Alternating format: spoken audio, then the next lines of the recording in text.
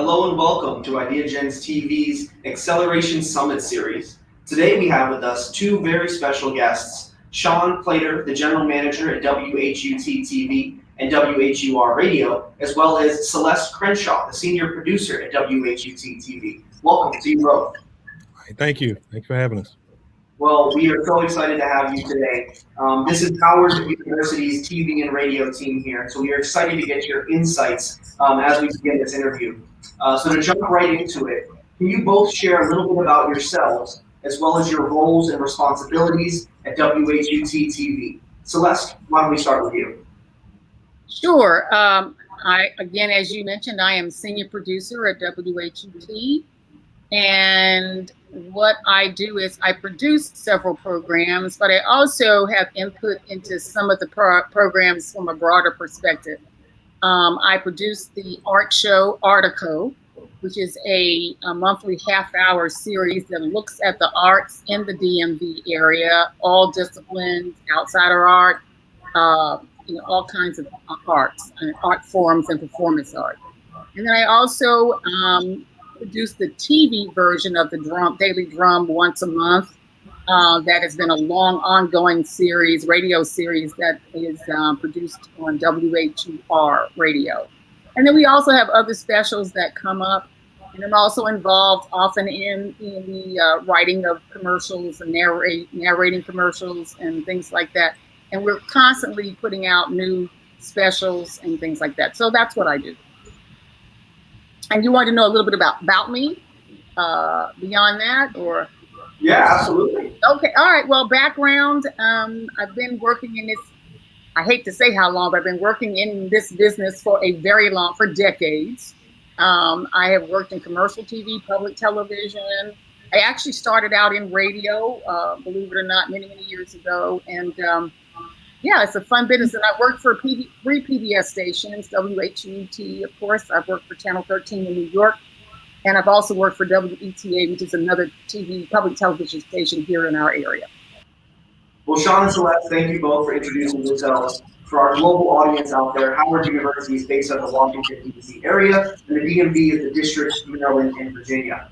Moving on, Sean, as WHUT works to provide education to those in the Washington, D.C. area, how do you think the UN SDGs could be implemented into public learning?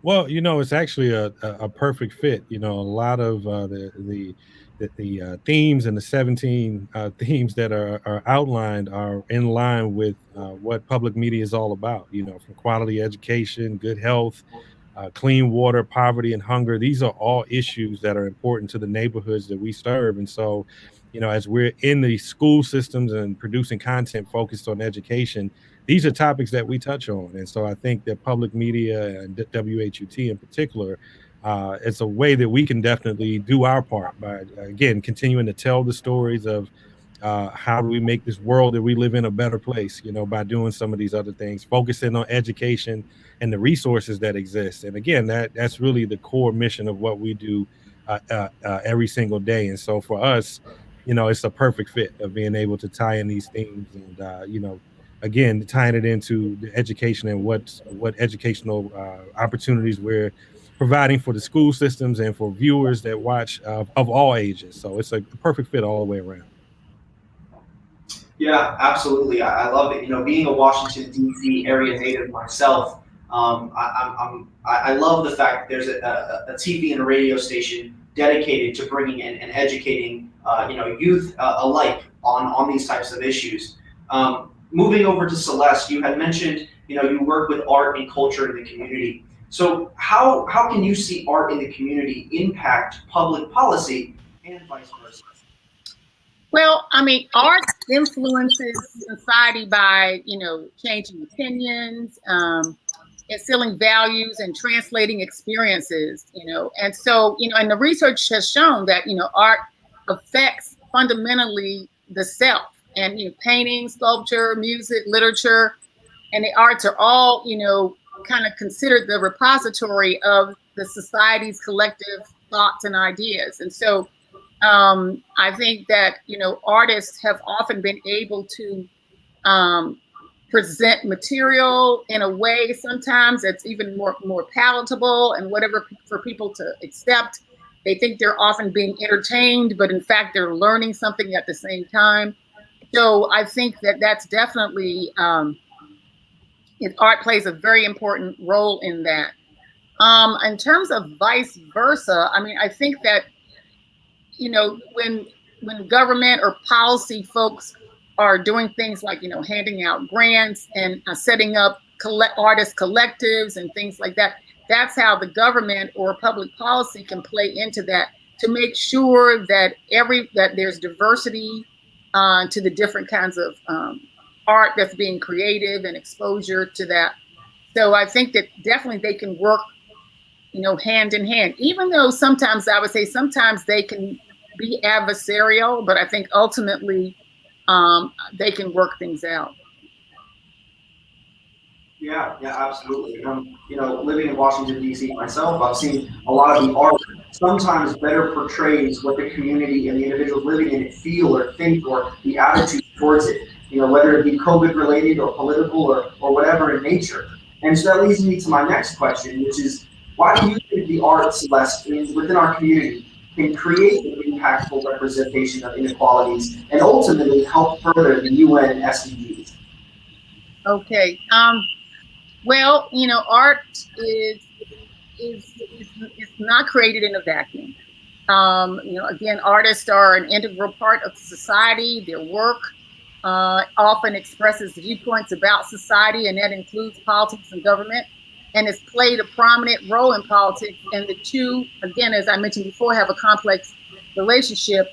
And I think that although, you know, government authorities have provided support for the arts, politics and art often have that adversarial relationship, and this is particularly possibly true in these modern times.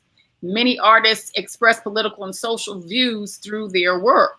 And I was thinking about, for example, there is a Kenyan filmmaker, and I cannot think of her name right now, but she had an award-winning film. I think it's called, I have it here, it's called Rafiki. And it was the first Kenyan film to be invited at the Cannes Film Festival in 2019. It was banned by the Kenyan government for depicting a lesbian love story. And she says that, you know, for her, doing this film was freedom of expression, not a luxury, but it was just plain freedom. And so I think that the arts, for example, and something like that, the arts, it's basically standing up and saying, hey, you know, we want equality. We want not only gender equality, but equality in terms of representation of different people's sexual orientations. This is just one example. And another example was there is a albino model who lives in Africa. She's also an activist. And she talks a lot about inclusivity. And it means, you know, finding a space for everyone, affording everyone respect, and giving people, you know, agency over their own identity. And yes, and so that's another example. And then there's an organization called Artscape, and they developed kind of cultural facilities throughout different communities. These are multi-purpose art spaces that, you know, help artists give an opportunity to present their work, but also help them with a place to live and everything. So, you know, when we're naming some of these SDGs for good living, well-being, housing, all the different ones that they have, you know, art has a place to play in all of that. Yeah, no, I completely agree. It's fascinating the examples you gave about, you know, how those cultural issues or cultural, you know, areas can be, you know, facilitated or pushed, help push the needle into society through art. Moving to Sean, where do you see the role of community outreach having the greatest impact on achieving the UN SDGs? Yeah, well, I think one, you know, we do a lot of things in the community on a regular basis, and you know, as a public broadcaster and a broadcaster period, our audience is the public and the communities that we live in and serve. And so I think there's a lot of it's really about information. I'm really big on information and education. How do you reach these goals? You tell people about it. I mean, these are issues that affect everybody in the cities that they live in and the communities that they're in. I mean, you think about, clean water. You think about how a situation like what happened in Flint, Michigan, how is that allowed to happen? And so you tell the story of what's happening in that area. You tell the story of what's happening locally in the communities that we live in. Homelessness, poverty, these are issues that we see every single day in a nation, in a city like Washington, D.C., where homelessness is still a huge issue. How do we go about solving that problem? And one of the things that we've done as broadcasters, we spent time actually telling some of the stories of the homeless, because I think sometimes we disconnect ourselves and it's just somebody that's living on the street, and you really don't understand that, that person could have been a lot like you, given different circumstances. That could be you given different circumstances, or a check or two not show up, or a pandemic show up. You never know what caused people to be in those situations. So I think it's important that as community, we learn about these issues and how they impact our community. And yes, it's public policy involved in that, but also the community of learning our community and getting involved as citizens, and how we do our part to pitch in. And so again, I think, as broadcasters, from this perspective, we try to play our role by making sure that we educate the community and all that we have access to talk about, again, these issues of good health. I mean, clean water, poverty. How do you live in a world that will be here for a long time? And I think we all play a role in spreading that good message. Absolutely. I mean, I couldn't agree more. And I really like the points that you made there, because, the UN SDGs were drafted on a global stage, the United Nations, 115 of them. And, it's just as important for those policymakers to be talking about it as it is the local level, the community level, students, youth, because it can't be accomplished with just one or the other. It has to be a combination of both. And I love the fact that WHUT-TV and radio, WHUR, is getting that message out, and it's allowing the youth to step in and play a role in getting that message out, because it creates passion within them to further that. And building off of that, where do you see in Washington, D.C. the biggest inequality of the SDGs, and what could be possible solutions to them? Yeah, I personally, I would go back to it's funny because a lot of these go hand in hand. You poverty, hunger, clean water. A lot of these things are just they're so connected, and I think, but I do think there's a major issue in this area. I do think homelessness is a big deal, and poverty, and that separation of the have and the have-nots. And I think that the pandemic has kind of put a magnifying glass on that, and folks are really in some tough situations and still trying to figure it out as we come out of this pandemic. So, I think what we can do again is providing resources, advocating on their behalf, providing a hand where we can. And I think that's going to be the real issue, going forward, or a real focus area going forward, is how do we help those who are in need and facing.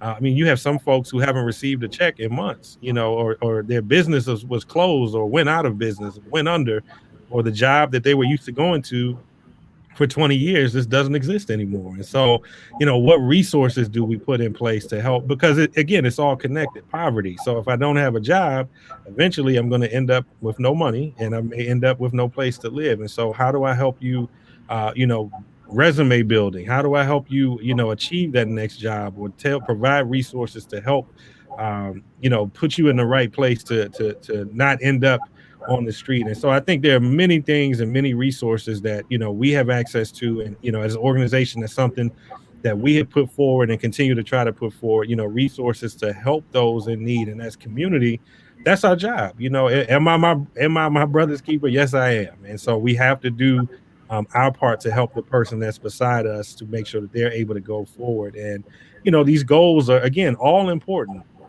But I think we do have to put I think in this area, poverty and homelessness is a major issue, and you know, I think we all could do our part into helping out, and just again providing resources that we know of. You know, not being afraid to go to these areas and help serve food.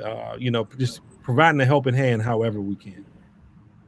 Yeah, absolutely. I couldn't agree more. And I've seen it firsthand myself. You know, homelessness blocks just from our nation's capital or from the Right. White House. So I completely agree with you. And I agree that they are all interconnected at some level, actually at all levels. And it's not only important to bring awareness to them, but also to educate individuals about them and how to make a difference. Which leads me to my next point with Celeste. How do you see the UN SDGs being implemented or taught on a collegiate level at Howard University? Well, you know, Howard's motto, and Sean, correct me if I'm wrong, but I think it's truth and service. Sometimes I mess it up, but you know, truth and service, and that's what the university really believes in, and particularly, you know, well, both the service part and the truth part. But I think that the sustainable goals that the UN has, I mean, they are quite achievable. They may take some time, but they're quite achievable.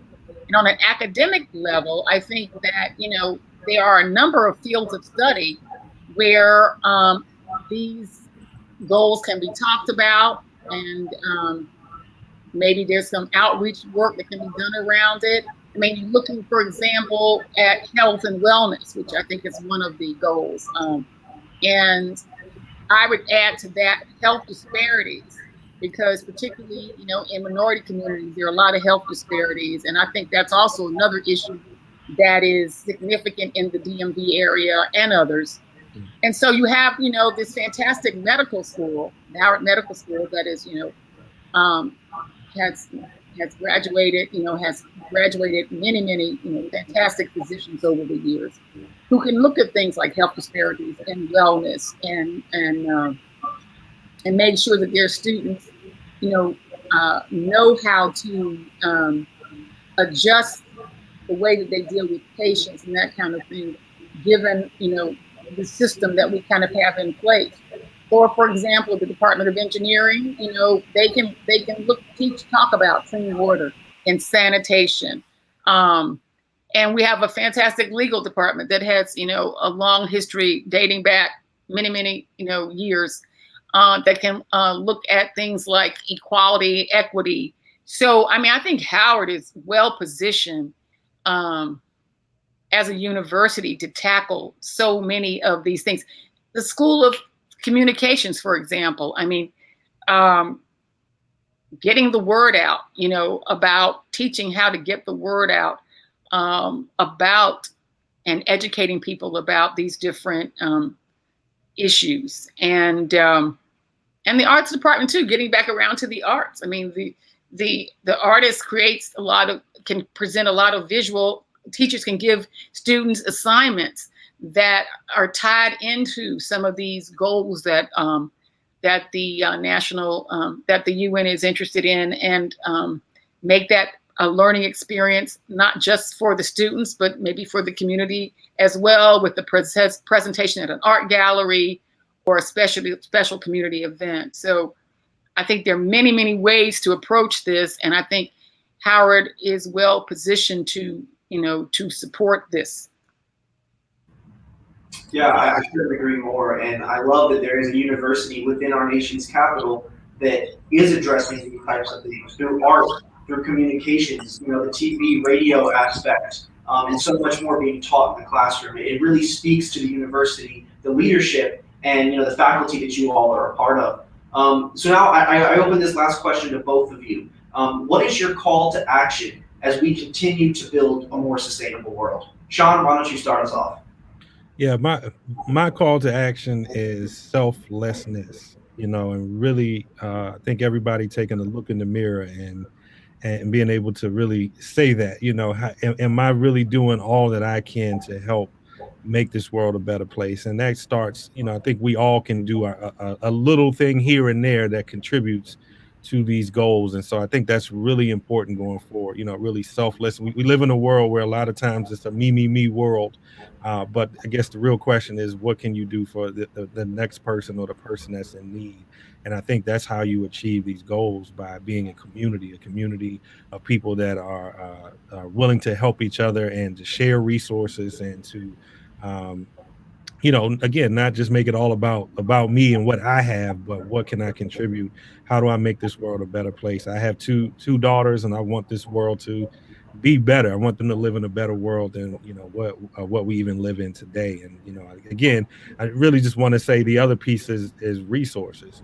I can't say that enough. And being able to, there's some organizations doing some excellent work, and our stations have made opportunity where we, in some places where we would normally sell commercials and all of that, to dedicate time to PSAs and organizations that are making impact in the community. And so that's always been a part of what we do, and what the university does. The university's focus going forward is Howard Forward is the mission going forward, and a part of that Howard Forward mission is community service. And so it's a big part of what we do. But again, community service is not just what you do through an organization, but it's what you do as a person, and again, selflessness.